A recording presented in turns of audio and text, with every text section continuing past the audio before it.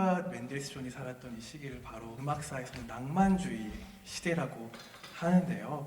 이 낭만주의 시대도 유럽이 그래도 문화권도 다르고 언어권도 다른 지역으로 구분되다 보니까 지역마다 조금씩 다르게 표현되는 면도 있습니다. 프레드릭 쇼팽은 폴란드에서 태어나고 자랐지만 이제 성년이 돼서부터는 프랑스 파리에서 이제 삶을 마칠 때까지 지냈고요. 그렇기 때문에 그의 음악에는 낭만적인 표현뿐만 아니라 굉장히 그 파리 지향의 우아한 감성도 많이 들어있는데요. 파리에서 우리 시대에서 기차로 한 4시간 정도 동쪽으로 타고 가면은 이제 독일 국경을 넘게 되고 그러면 바로 만나게 되는 도시가 뒤셀도르프인데 이제 그 시대 때 독일에서는 또 다른 낭만주의 음악 대가가 살았습니다. 바로 이제 연주해드릴 로베르트 슈만인데요. 이 슈만은 물론 쇼팽과도 성격이 매우 달랐다고 해요. 쇼팽은 목소리도 굉장히 작았고 그리고 굉장히 예민하고 섬세했고 그리고 편지를 봐도 그 단어 하나하나 심혈을 기울여서 그리고 자기 생각을 직접적으로 표현하기보다는 굉장히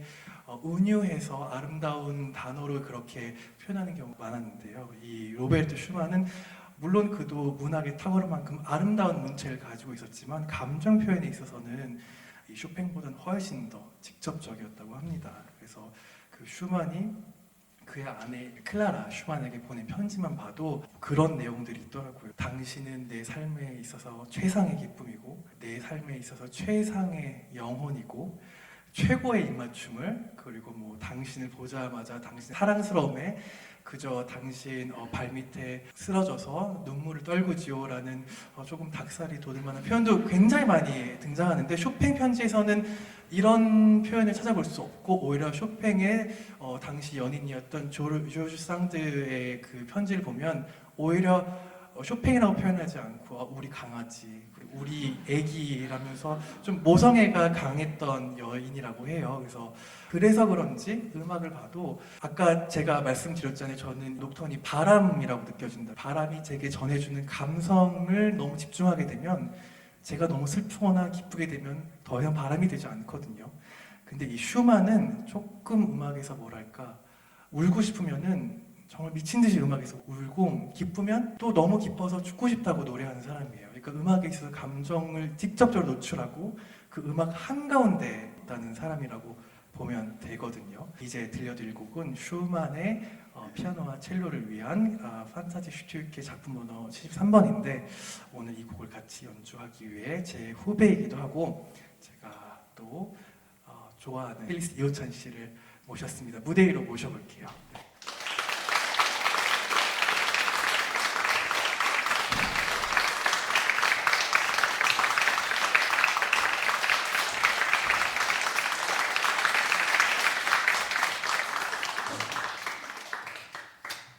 환영합니다. 네, 안녕하세요. 첼리스트 이호찬입니다.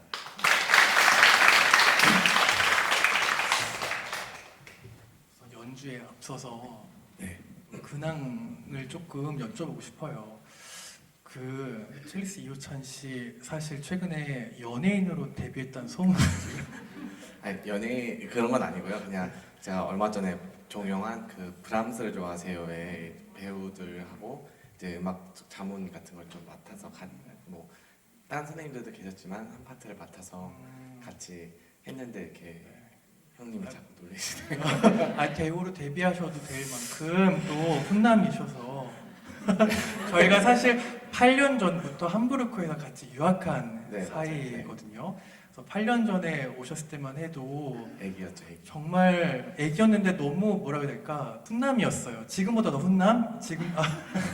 민망해라. 근데 이제 너무 인기가 아시아권 학생들한테 많아서 아시아의 프린스라고 이렇게 연주하기 전에 이렇게 멘탈을.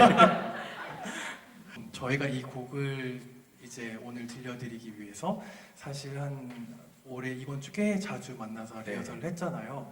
물론 이게 간단한 곡은 피아니스트한테도 아닌 것 같았지만 저는 이제 첼로를 이제 막상 음반을 들으면 참 좋다, 편안하다, 그리고 물론 슈만처럼 감정이 굉장히 폭발적이다는 느낌도 있었는데 이호찬 씨는 이 곡이 첼리스트들에게 굉장히 까다롭고 그 다음에 사람마다 해석도 굉장히 달라지고 그렇지만 또 너무 좋고 그래서 그런 말씀을 하셨던 게 굉장히 리허설 때 인상이 깊었어요. 그래서 한번 여쭤보고 싶었어요. 어떤 부분이 첼리스트들에게 이게 아름답고 또 도전적인 부분일지. 네, 이 곡이 사실은 이제 첼로 원곡이 아니라 클라리넷을 위해서 먼저 썼던 곡인데 사실 요즘은 클라리넷보다 첼로가 더 많이 하긴 합니다. 그런데 이제 그 작곡가들이 곡을 쓸 때는 이제 악기에 대한 이해도가 이런 게 그 곡마다 다 녹아 있기 때문에 사실 클라리넷은 호흡 악기잖아요. 이렇게 불면서